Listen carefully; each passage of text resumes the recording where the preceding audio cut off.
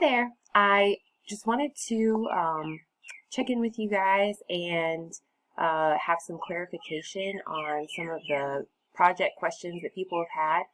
Yes, you can work with someone else if you would like to. I also want to make sure that you guys remember that you are doing enough of the project to get 100 points.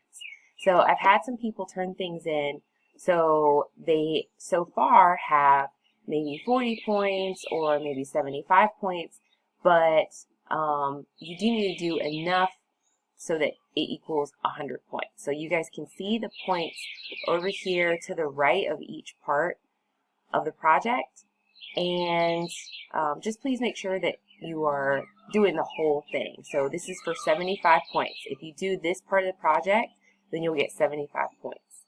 This is for 15 points. If you do this part, you'll get 15 points. So we want to make sure that we do enough that we get 100 points. Hope everyone's doing well.